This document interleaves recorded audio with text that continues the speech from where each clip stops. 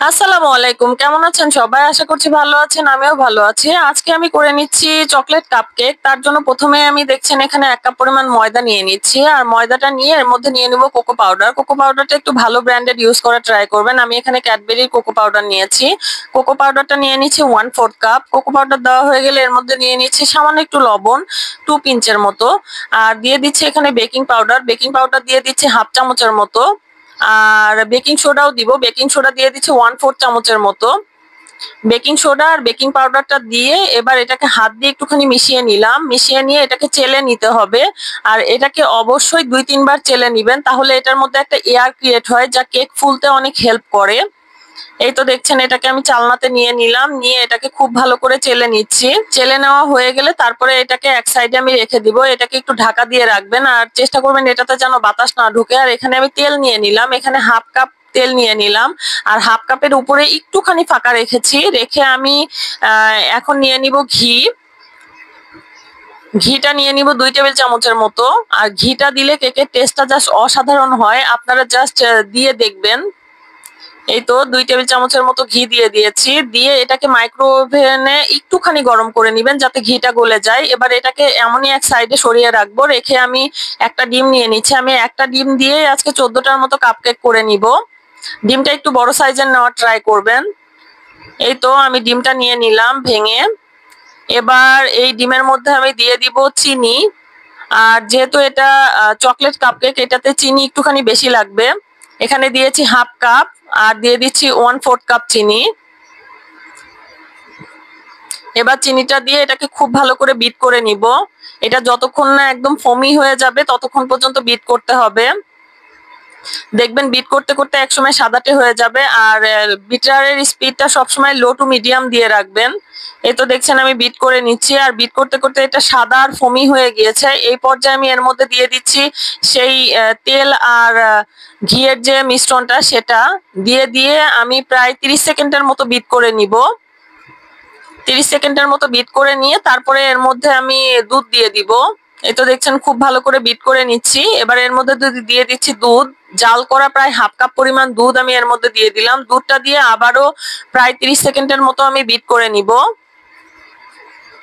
এই তো আমার বিট করে নেওয়া প্রায় হয়ে গিয়েছে। এবার এই পর্যায়ে দিয়ে দিব আমি চকলেট পেস্ট। এই চকলেট পেস্টটা আপনারা যে কোনো বাজারে যে বেকিং এর দোকানগুলো আছে সেখানেই পেয়ে যাবেন। আর চকলেট পেস্টটা দিলে চকলেট কেকের টেস্টটা আরো অনেক মজার হয়। আপনারা ইচ্ছা করলে চকলেট এসেন্সও দিতে পারেন। এবার আমি এই চকলেট পেস্টটা দিয়ে খুব ভালো করে নিয়ে নিচ্ছি। আর 1/2 চামচের মতো চকলেট পেস্ট দিয়েছি। এবার এই শুকনো উপকরণ সবগুলো দিয়ে দিচ্ছি, দিয়ে বিটার দিয়েই বিট করে নিচ্ছি। আর এই সময় বিটারের স্পিডটা একদম লো রাখবেন। লো রেখে সবকিছুকে খুব ভালো করে মিশিয়ে নেবেন। আর মিশিয়ে নেওয়া হয়ে গেলেই বিট করা অফ করে দিবেন, খুব বেশিক্ষণ বিট করবেন না। এই তো দেখছেন আমার সবগুলো একসাথে খুব ভালো করে মিশিয়ে নেওয়া হয়ে গিয়েছে।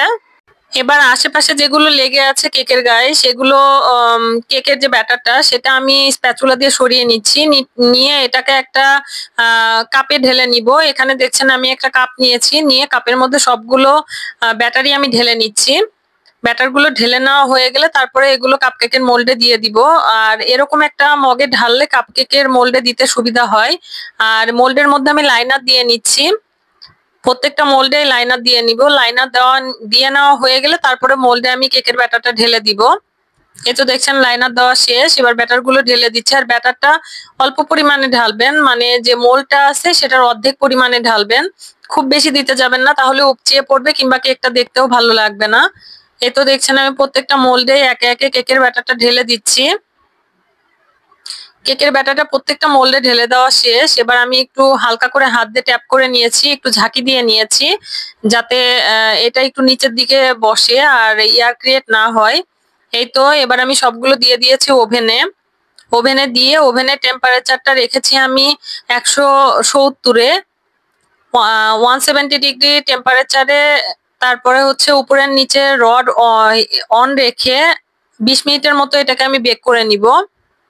আপনারা আপনাদের ওভেনের টেম্পারেচার অনুযায়ী 160 কিংবা 170-এ দিয়ে বেক করে নিবেন। আর এই তো দেখছেন আমার কাপকেক গুলো একদম রেডি হয়ে গিয়েছে, একদম পারফেক্টলি ফুলে গিয়েছে। এবার এগুলোকে আমি বের করে নিব। আর আমার কাপকেক হতে সময় লেগেছে 20 মিনিটের মতো। এবার এগুলোকে আমি বের করে নিয়েছি, নিয়ে এই তো দেখছেন কাপকেক গুলো একদম পারফেক্টলি ফুলে গিয়েছে আর খুবই সফট হয়েছে, ময়েস্ট হয়েছে।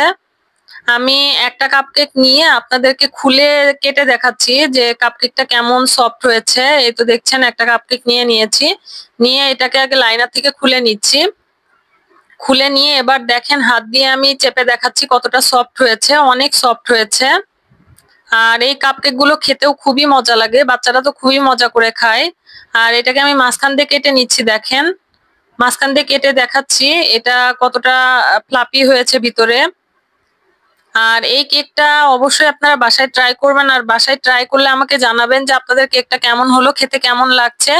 আর এটা বাচ্চাদের তো খুবই পছন্দ, বড়দেরও পছন্দ, বাচ্চাদের টিফিনেও এটা দিতে পারেন, বড়দের সকালে কিংবা বিকালের নাস্তায়, বাচ্চাদেরও সকাল বিকাল নাস্তায় এই কেকটা রাখতে পারেন। সবাই ভালো থাকবেন, আমার চ্যানেলের পাশে থাকবেন। আল্লাহ হাফেজ।